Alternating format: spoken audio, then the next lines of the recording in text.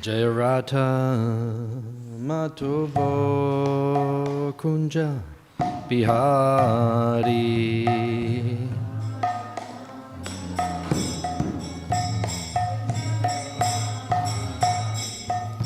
Radha Matovo Kunja Bihari. I need a jug. A jug? Warm water. This one. Yeah, jug. Gopi Jana Balaba Girivaradari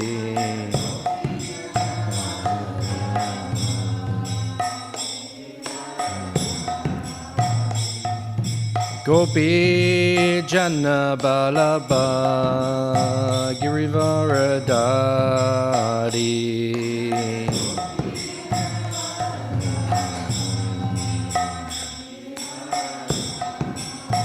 Yashodanandana Brajajanaranjana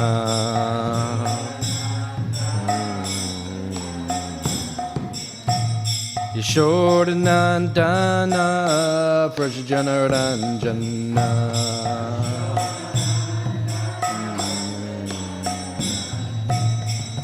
Jamuna Tiravanachari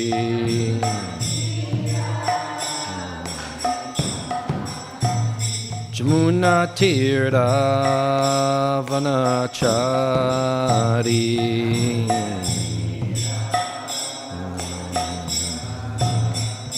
Jayo Radha Matava Kunja Bihari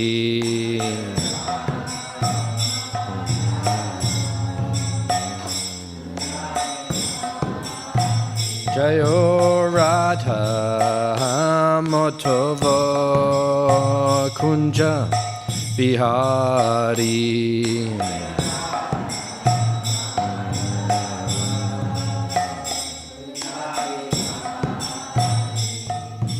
Gopi Jana Balaba Girivaradari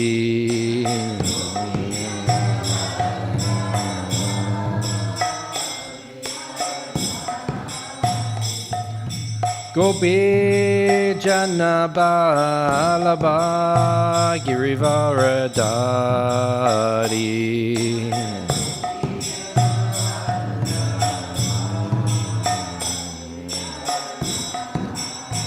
Yashodanandana Brajajanaranjana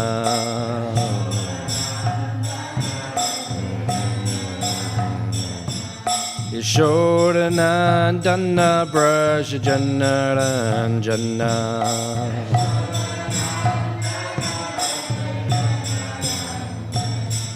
Jamuna Tiravanachari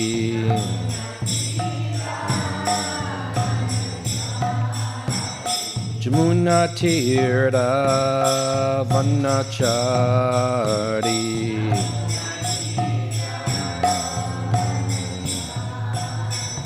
Jayo Radha Matava Kunja Bihari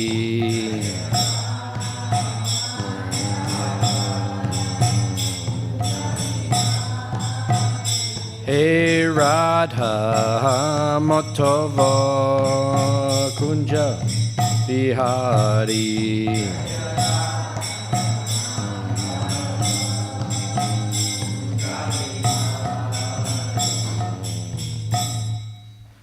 Jayam Vishnupad, Paramahamsa Paragraj ISKCON Ashtartalasat Shishimad, His Divine Grace A.C. Bhaktivedanta Swami Śrīmad Prabhupada ki Ananta Koti Vaishnava Vrinda ki Grantara Śrīmad Bhāgavatam ki Idaigo Premanandi.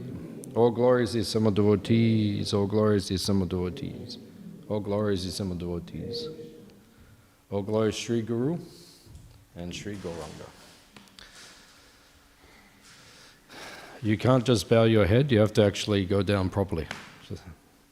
When you offer a obeisance, everyone go down properly. No, because now, offer your obeisances, yeah. Do it properly, yeah. That's it. That's it.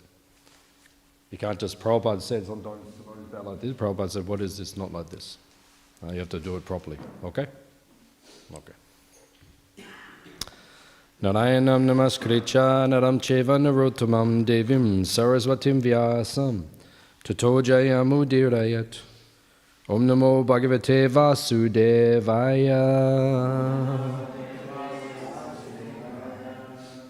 Om namo bhagavate vasudevaya.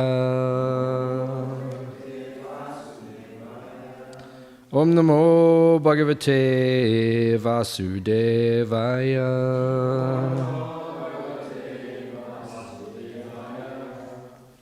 Reading from Śrīmad Bhāgavatam, Canto 6, Chapter 9, chapter entitled The Appearance of the Demon Vritrasura, text number 38.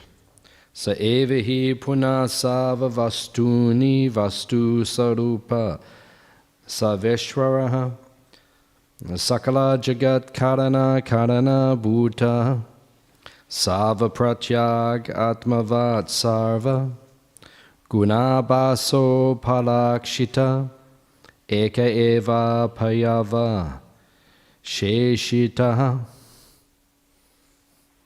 So we'll just do the word for word. Saha, he, the Supreme Personality of Godhead.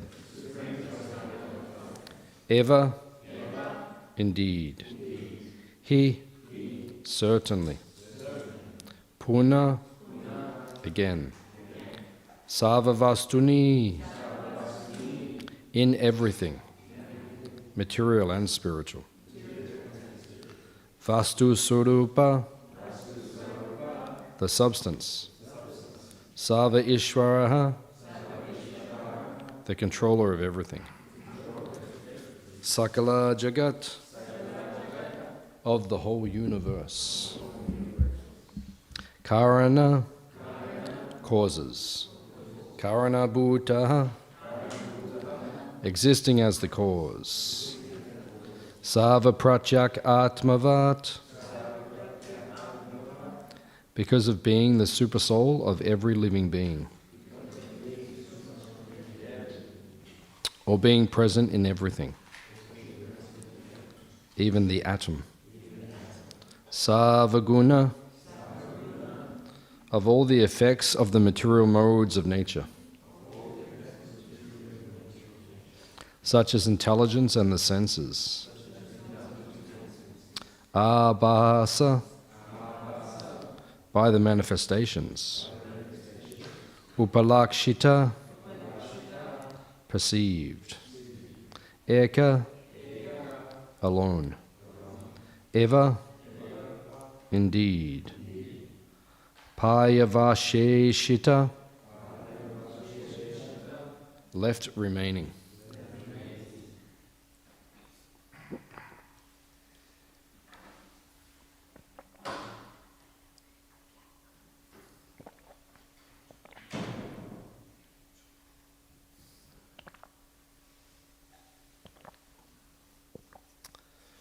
Translation and purport by His Divine Grace A.C. Bhaktivedanta Swami Śrīmad Prabhupada. Without deliberation, one will see that the Supreme Soul, although manifested in different ways, is actually the basic principle of everything. The total material energy is the cause of the material manifestation. But the material energy is caused by Him. Therefore, He is the cause of all causes, the manifester of intelligence and the senses. He is perceived as the supersoul of everything. Without Him, every thing would be dead. You, as that supersoul, the supreme controller, are the only one remaining. Purport. The words Sava Vastuni, Vastu Swarupa indicate that the Supreme Lord is the active principle of everything, as described in the Brahma Samhita. Ekyo pyaso rachi, rachayitum jagad andakotim, yachchaktir asti jagadanda chayayadanta. Andantarasta paramanu chayantarastam Govindamadi purusham tamaham bhajami. I worship the personality of Godhead Govinda, who enters the existence of every universe and every atom by one of his plenary portions, and thus manifests his infinite energy throughout the material creation. By his one plenary portion as Paramatma, Antiyami, the Lord is all-pervading throughout the unlimited universes. He is the Pratyak, or Antiyami, of all living entities. The Lord says in Bhagavad Gita 13.3, Kshetragyam chapi mam vidi sava kshetrayeshu bharata. O scion of Bharata, you should understand that I am the knower of all bodies. Because the Lord is the Supersoul, he is the active principle of every living entity, and even the atom. Andantarasta paramanu chayantarastam. He is the actual reality. According to various stages of intelligence, one realizes the presence of the Supreme in everything through the manifestation of his energy. The entire world is permeated by the three gunas, and one can understand his presence according to one's modes of nature.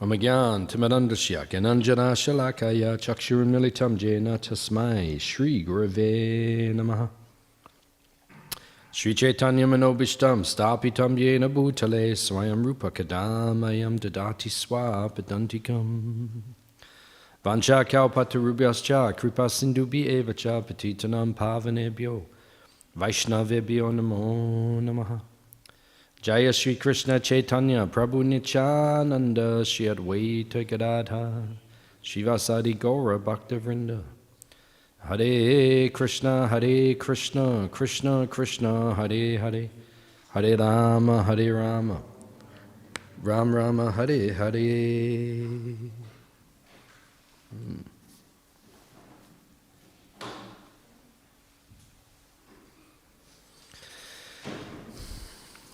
So these are very powerful prayers, and they're addressing the Supreme Personality of Godhead. The Bhagavatam is full of philosophy.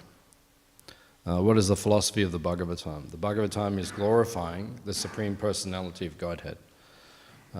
You have to understand what the Bhagavatam is about.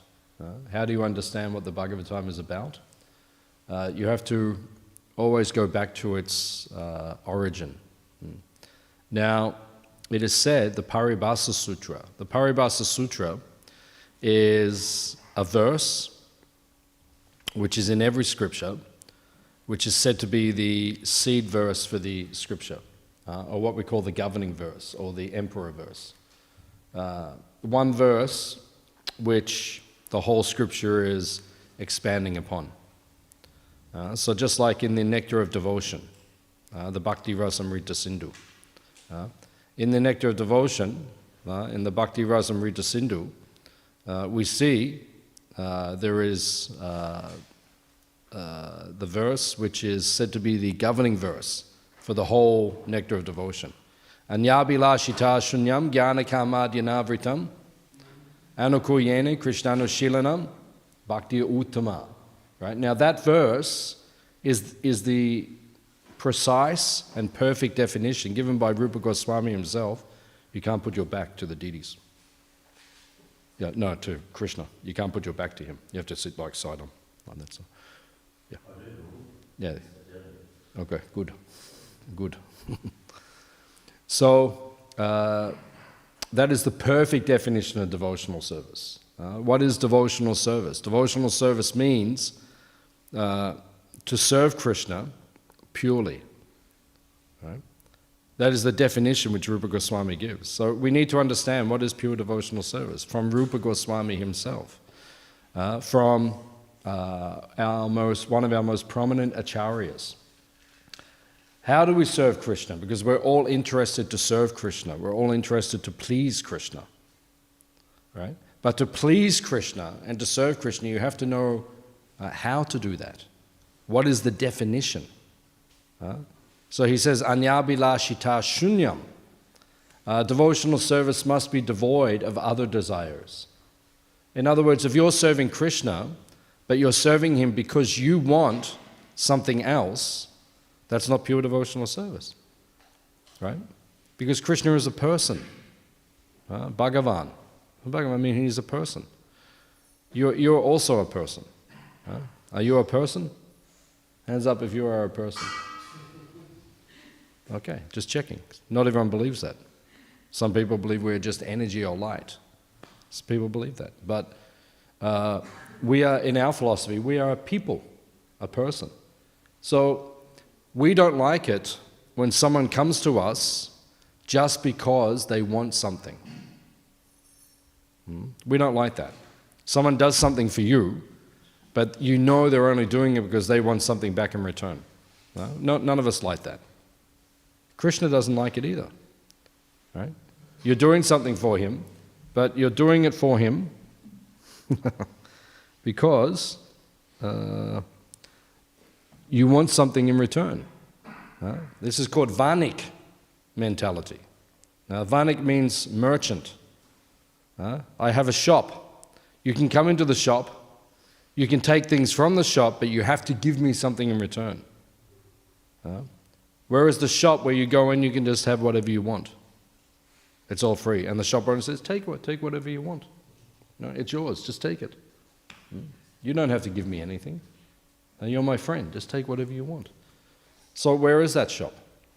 Right? In the material world, everything is done because there is a motivation, an exchange. You want something.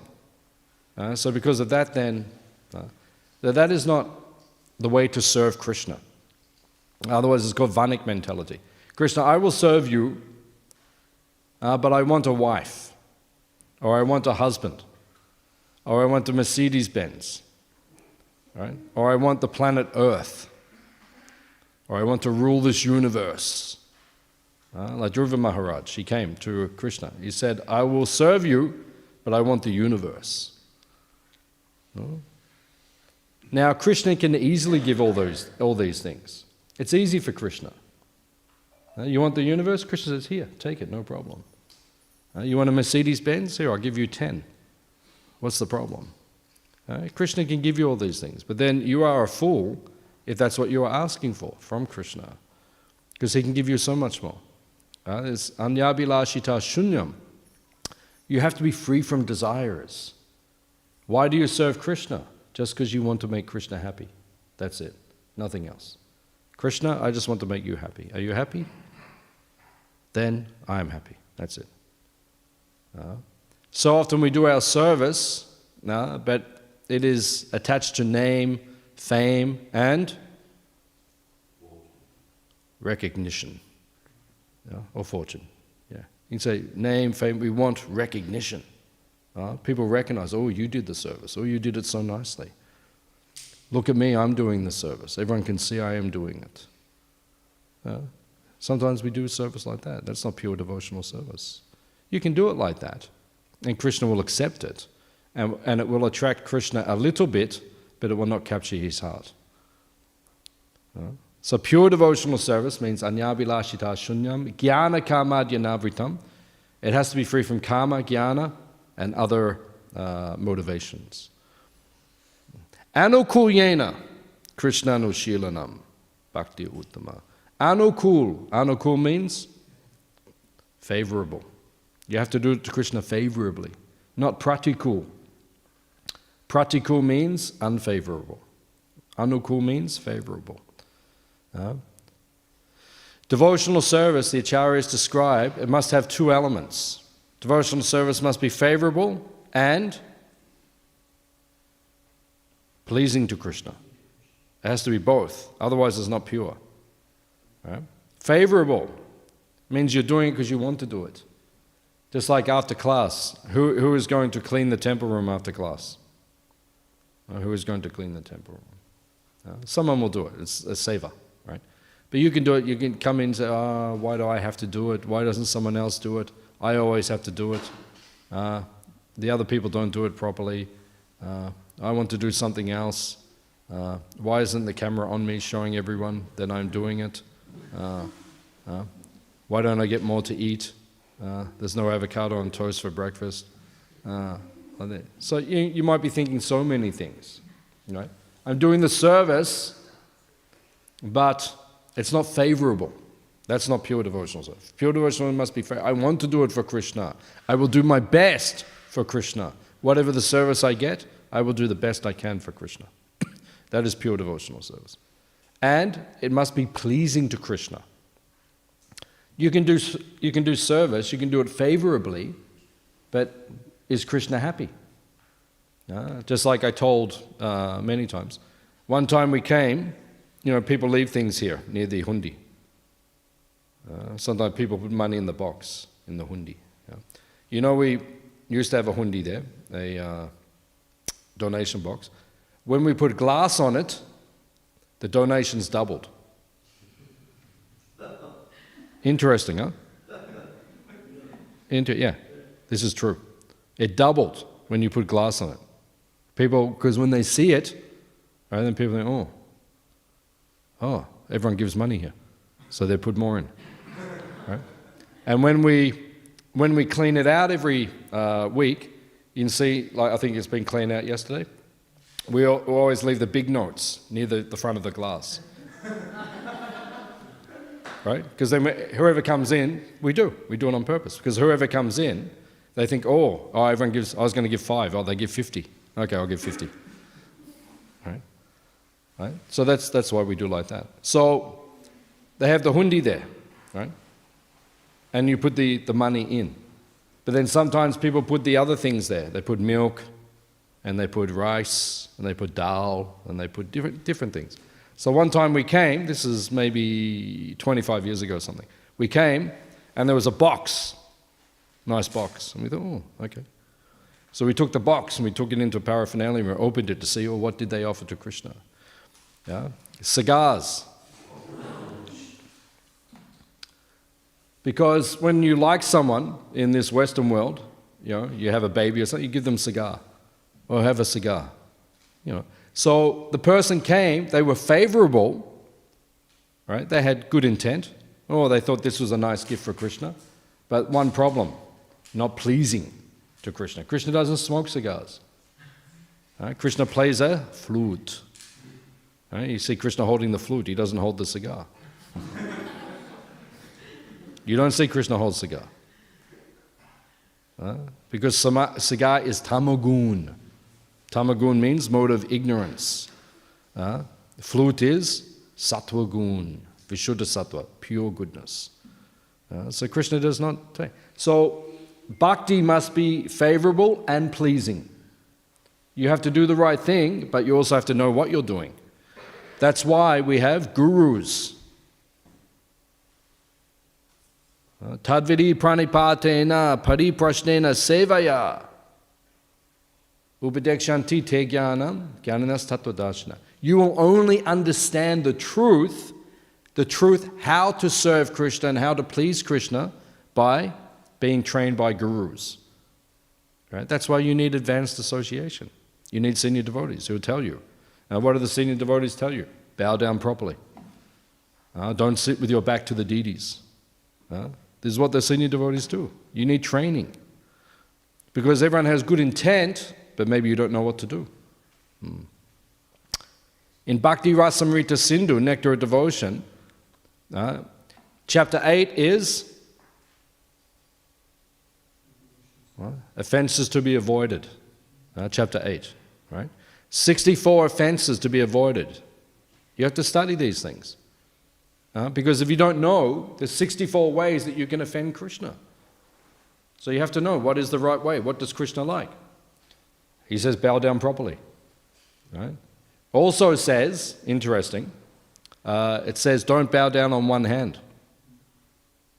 Sometimes you see devotees do, they're chanting japa, come in, bow down on one hand. No, Krishna doesn't want that. You have to put your beads down, and you say, oh, that's inconvenient. Yeah, well, you're dealing with God, right? So if you have a problem, you take it to him, right? And what will he say to you? Well, what is your problem? Take your bead, put it down, bow down, get back up, and then... It actually says when you offer a dandavat, when you offer obeisances, 9 parts of the body must touch the ground. What are the 9 parts? Right? 2 feet, 2 knees. How many is that? 4. Very good. Okay. 2 elbows, 2 hands. How many is that? 8. Okay. 8, right? And then 1 head. That is obeisances, right? When all of that is on the ground, it means you're giving everything to Krishna. So you see, if you just do this thing where you just go like this, Prabhupada actually, when devotees giving it, Prabhupada said, what are you doing? Like this. Prabhupada said it was like, what did he call it? It was quite funny. I can't remember how he described it. It was something like a woodpecker or something. The woodpecker goes like, That's not offering obeisances. That's not what the Shastra says. Obeisance means you have to do it properly.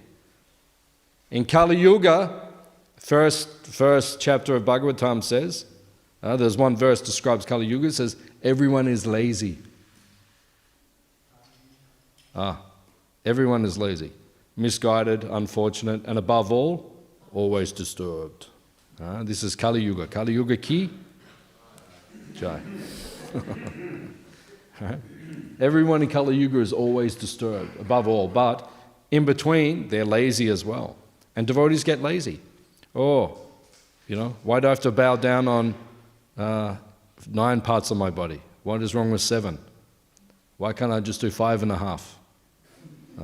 Why can't I just... Because that's what will happen in Kali Yuga. Otherwise, in Kali Yuga, as time goes by, people will just walk in the temple and they'll just go... They're lazy. They'll do it. Oh, Prabhuji, Prabhu, my back is sore.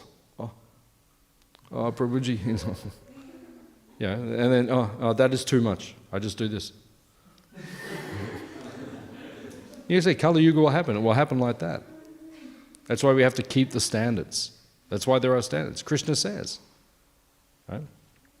Prabhupada says there are rules, there are small rules, and if you do not follow them, where is the proof that you love Krishna?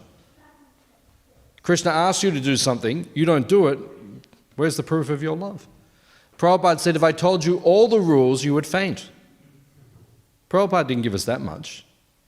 He gave us something, and devotees even struggle just doing that. But it's not so much. Like just soon we have Chaturmasya. When does Chaturmasya begin?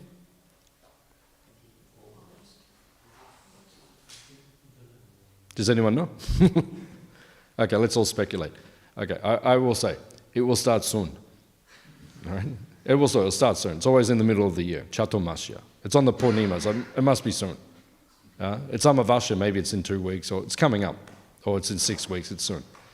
So Chaturmasya means for 4 months, you have to follow some rules and regulations.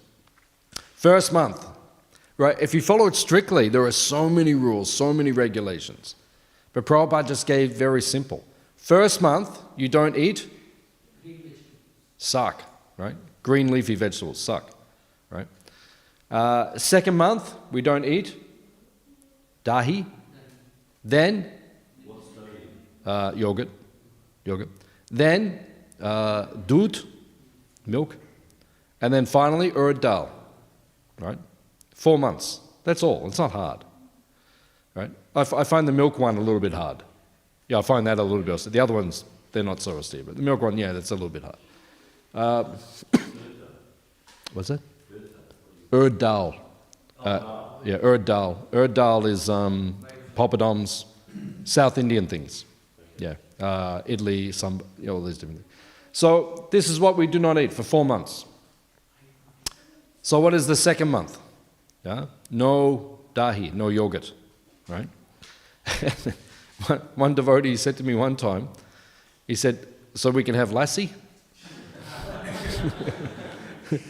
Because lassi is half water, half yogurt. And I said to him, you can't have it. It's a yogurt fast. He said, but it's not yogurt. It's lassi. But come on. You've got yogurt, you put some water in it, and you say it's not yogurt anymore. What is that? This is what devotees are like in Kali Yuga, right? Or one devotee, he was making, the third month, no milk. So then he made a milkshake with berries, and he said, it's not milk, it's milkshake. Right? What's this? This is Kali Yuga. Everyone's lazy. So if you act like this, then you will not please Krishna. Devotional service must be favorable and pleasing. Then it is Uttama Bhakti. That is Rupa Goswami's definition of Uttama Bhakti, pure devotional service. Uttama Bhakti means it doesn't mean you don't have material desires. Right? Hands up if you have material desires. Nearly everyone. Right? We've all got material desires. I've got material desires. We all have material desires. But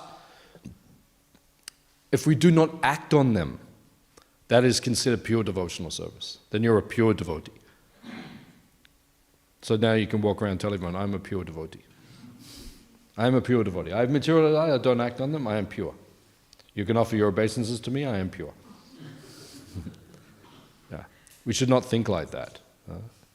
But that is the definition. The definition is, okay, you have, but you do not act on it. You please Krishna to the best of your ability, then that is pure devotional service. Rupa Goswami gives. So this is the Paribhasa Sutra. So when you read the Bhakti Rasamrita Sindhu, the Nectar of Devotion, this verse is the governing verse. So if you're trying to understand what is this book about, you just go back to that verse. It is expanding on that verse. Things you should do, things you should not do. Vidhi nisheta. Right? Do these things. Do not do these things. Right? That's what bhakti is. Always remember Krishna and never forget Krishna. How do you remember Krishna? You do the vidhi, you do the favorable things. How do you not forget Krishna? You avoid the negative things. It's as simple as that. Right? Then, for the Bhagavatam, the Paribhasa Sutra is Ete chamsa kala pumsa Krishnas tu Bhagavan Swayam. Right? Krishnas tu Bhagavan Swayam. Krishna is the Supreme Personality of Godhead. So when you study these 12 cantos, how many chapters are there? 12 cantos? How many chapters? Right? It's around about 330. Right? How many verses? Around about 18,000, right? So when you're studying Bhagavatam, and you're studying 18,000 verses, 330 chapters, 12 cantos, and sometimes you think, what is this about? What is the context? You go back to that original verse, Krishna is the Supreme Lord, this is what it is elaborating upon. The whole thing is teaching us that. So in this verse, we're hearing the prayers that Krishna is Karana, Karana. Lord Brahma says this in Brahma Samhita, which is also the Paribhasa Sutra for the Brahma Samhita. Ishvara Parama Krishna, Satchidananda Vigraha, Anadya Adi Govinda, Sava Karana Karanam. Right? That verse is the Paribhasa. The Brahma Samhita has 100 chapters.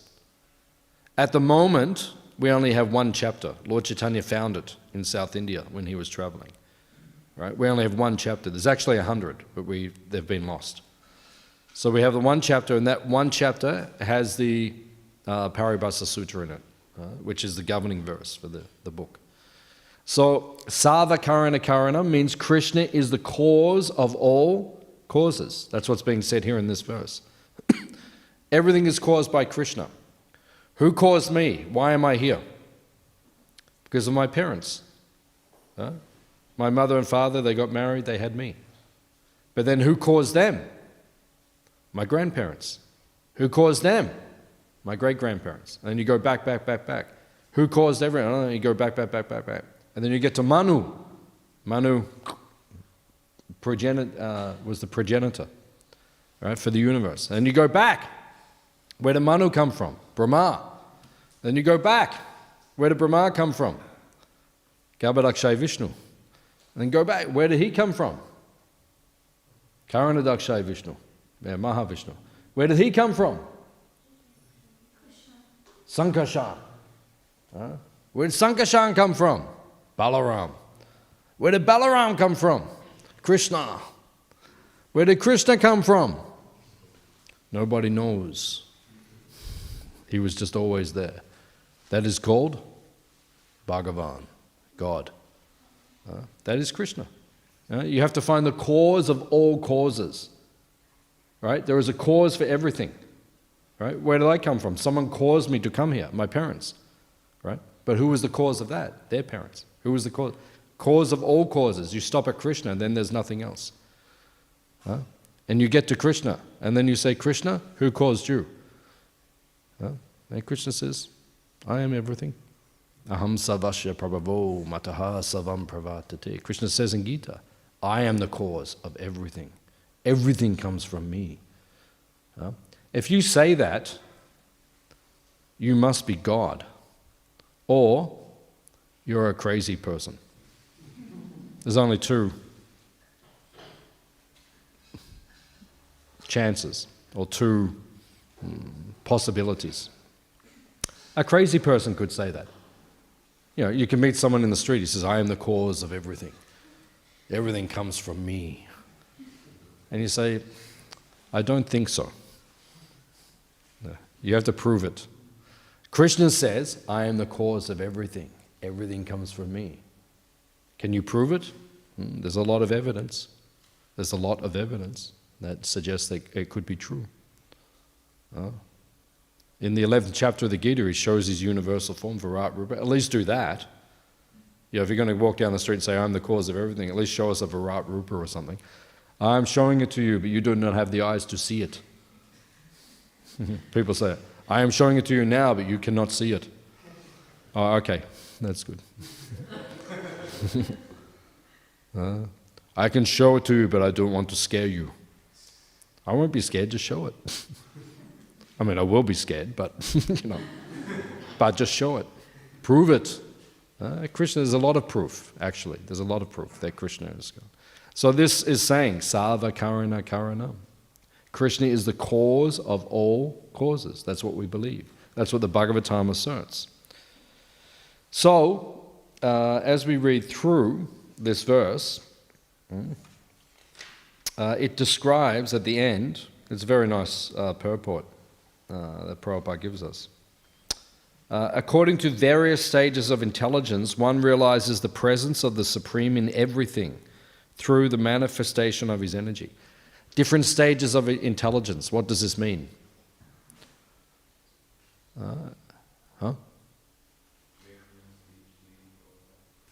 Yeah, that's one definition. Yeah, but Prabhupada's referring to the gunas.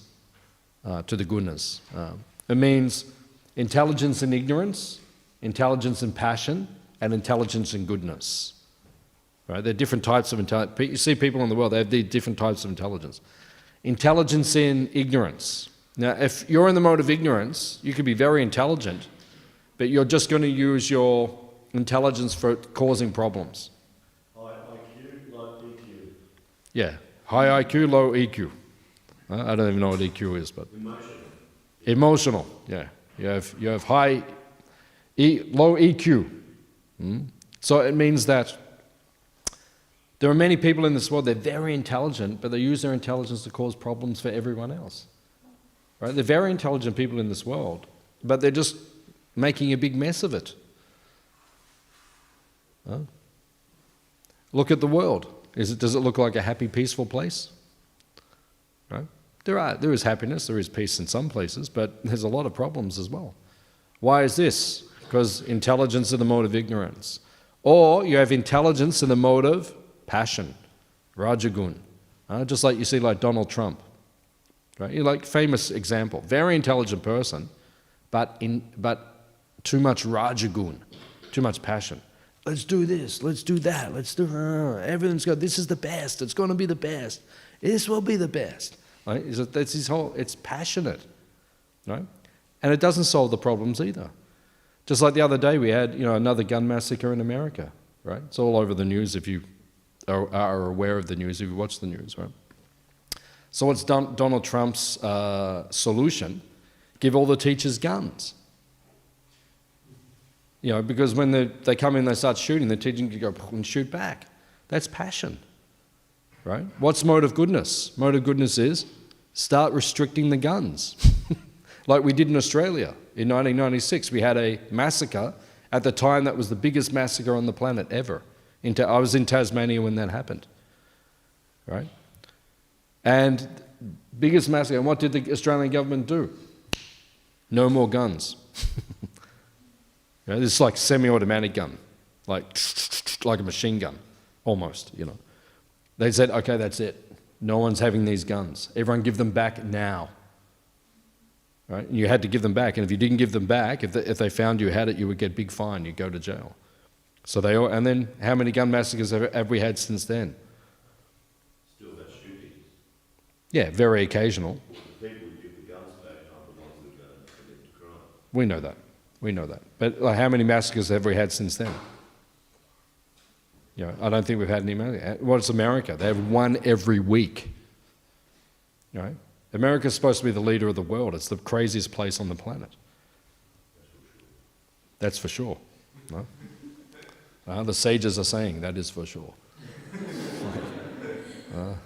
Checking what I say. Everything is true. Right? It's the craziest place on the planet. Right? Why is this? Because of Rajagun, passion. Why does everyone need a gun? Does everyone have a gun in Australia? Hands up if you have a gun. You're probably not going to put your hand up. Right? But I swear on the Bhagavad Gita, I swear on the Bhagavatam, I do not have a gun. Right? I've got a big knife, but I don't have a gun. My brother gave me a big knife, like a big one like this, so I keep it under my bed. Like that. Like that. But I never use it, but it's there. But I don't have a gun. But like in America, everyone's got guns. What's that? That's mode of passion. Right? We don't all need a gun. Do you need a gun in Australia? Oh, be careful.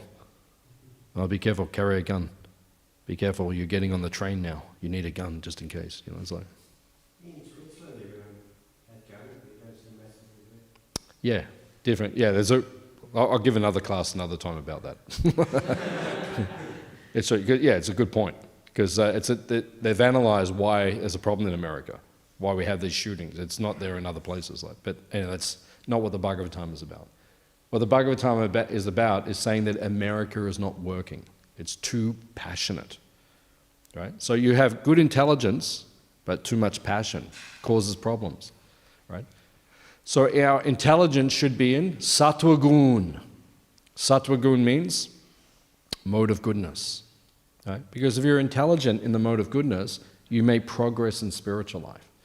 Srila Prabhupada says in the Nectar of Instruction, right, in the introduction, he says, the purpose of this book is to bring you from ignorance to passion to goodness, because from goodness you can reach pure goodness.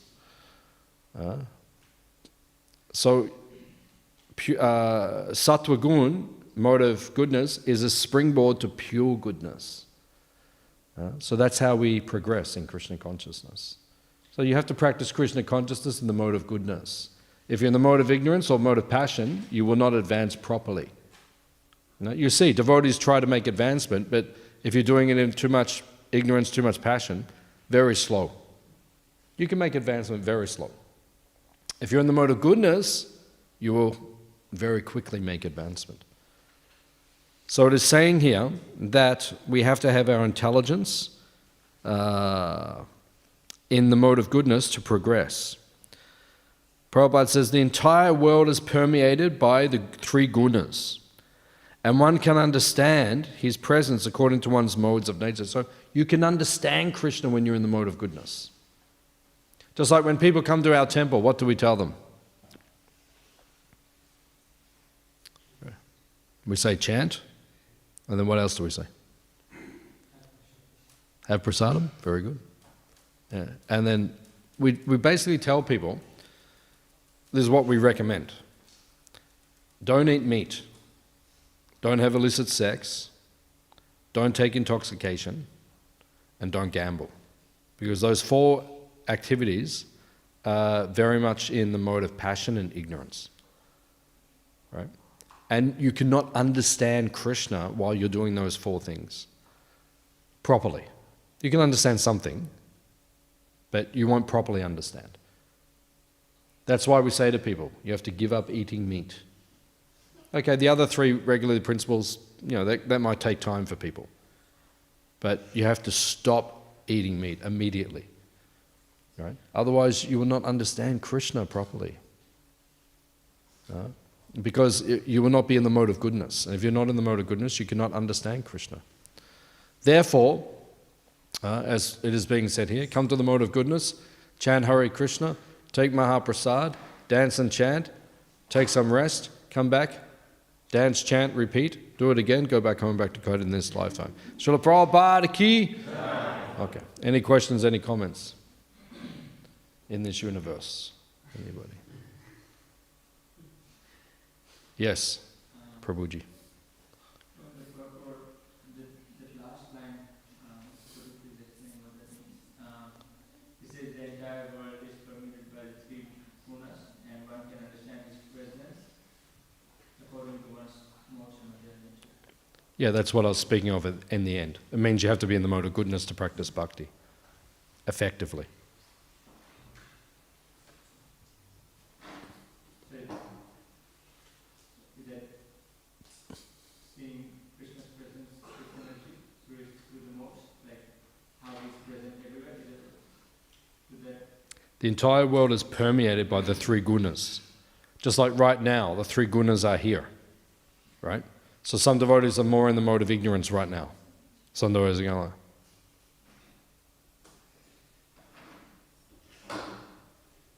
like that, right? That's more mode of ignorance. You see sometimes in class, devotees are going like that. That's mode of ignorance, right? You're tired. If I see devotees doing that, I say, go and take rest. Don't do that, because that actually, one of the offenses is don't sleep in front of the deities. You can't come in front of the deities and go like, Krishna says, hey, what are you doing? Wake up. Right? So, that is practicing in the mode of ignorance, right? Mode of passion, you might be here sitting in the class, but you're thinking, I've got to do this today, I've got to do that today, I'm going to do this, and then I'm going to do that, I'm going to be the biggest book disputer in ISKCON, I'm going to be number 1. Oh, that's mode of passion, right? And mode of goodness means you're listening to the lecture, right?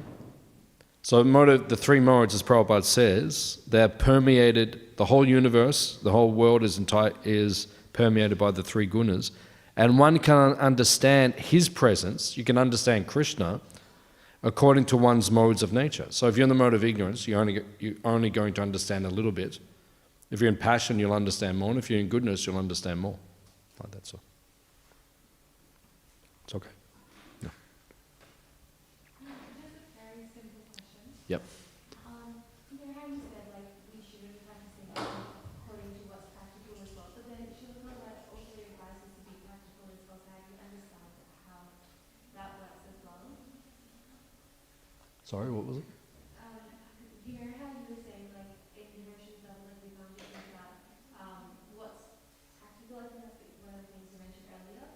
My question is what's the balance between that while we serve Krishna without offense sort of, but it's still being practical? I don't understand. What's the last part? Serve Krishna without offense and not be practical. Is that what you said? I'm not wording the question very correctly. Maybe. Yeah, or maybe give me an example or something. I don't understand the... It wasn't not necessarily an example, but how you were mentioning earlier. Yeah. How everything how a lot of things, situations, we talk about, that's not practical, we can't do that. And a different steps sometimes don't necessarily all the steps in. So like we walk in the temple room, we say it's not practical to bow down properly or something? No, not like that, but more like the complicated. Yeah, you'd have to give me an example. I understand when you point, but I don't. You need to give me an example to, what's an example of that?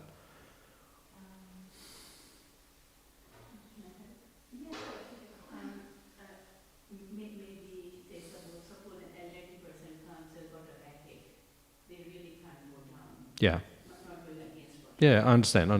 Yeah. And so it's the Krishna likes that you go down properly with your 9 body parts touching the floor. Yeah. But that person can't, and it's practical for him not to go down, just go. Like that, yeah. So is that okay? Yeah, that's good. Is that what you mean? Something like that as well, I guess, but that's. Oh, okay, yeah, okay, now I understand. So sometimes you've got to be practical, like that's an example of being practical. Yeah, okay, I understand now. Yeah, so that's a perfect example. So if you come in and you've got a bad back and you can't bow down, Krishna's not going to say, well, I'm sorry, you can't go back to Godhead, come back in your next life when you have a good body, if I give that to you, like that then. So that means in your mind, because one of the 64 items of bhakti is called manasa seva, or manasa puja. So in your mind, when you come in, you bow down. That's all. Krishna's a practical person. He's more practical than us, right? And he's more merciful than us. So if he sees in your mind that you are sincere, but you can't bow down, then yeah, he will go like that. It's no problem. Is that what you're asking? Or? That answers my question itself. It answers? Okay, that's good. Okay. If you're not able to just comment that this, if you're not able to bend or you're having a problem, physical problem, so they say the 3 types of namaskar. One is 5 parts of the body, one is 9 parts, and next is just lifting with the hands. That's also considered as a namaskar. Obviously, it's a physical problem. What's the 5 parts? The one where Mataji is to, they don't do. No, that's 9 parts. That's not 5. That's 9. Because 2 feet, two knees, 2 elbows, 2 hands, then the head. It's always 9. Yeah, whether the Matajis may not do Dandavad, because culturally it's not a done thing, but when they bow down, they're still giving 9 parts of the body. So don't reduce it to 5. Then it will be 3. Then it will be 1. Then, you just hop into the temple like that's all. Any other question? Yeah. What's the way of passing mode of goodness to go beyond? Say it again. What's the way of passing mode of goodness? How do you go above everything? So how to go above goodness? How do we go from mode of goodness to pure goodness? Yeah, so it means just by doing devotional service, right?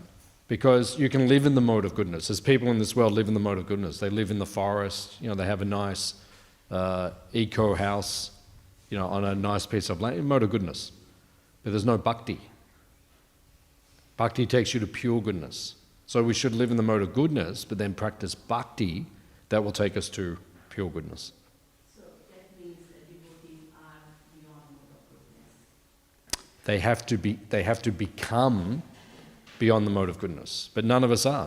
All of us are affected by the mode. So Krishna says in the Gita, and it says in the Bhakti Shastras, practice in the mode of goodness, that will take you to the mode of pure goodness. Like that. So, does it make sense? Yeah. Good.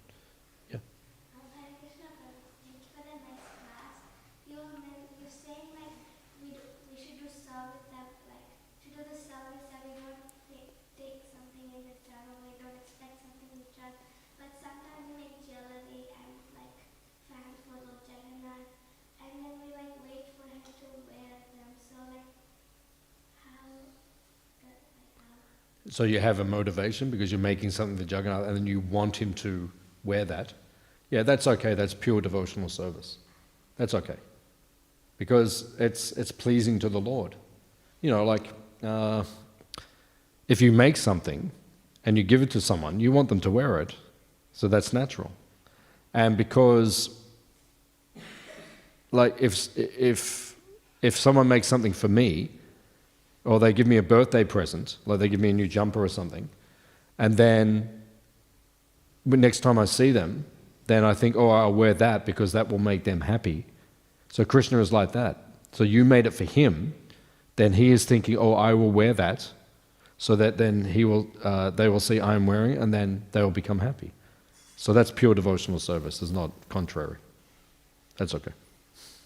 Good. Any other question?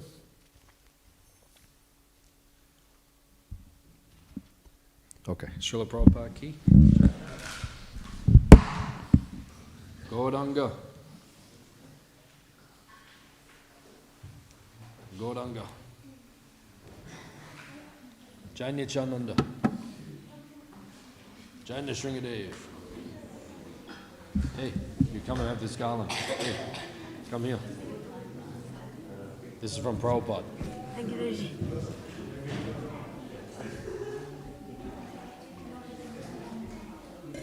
Have you been to my farm? Millions of times. Millions. Exactly. You're exaggerating. Yeah, kind of millions only. I've got like, I go every time with the Bhaktivedanta. Yeah. That, So not millions, maybe hundreds of thousands.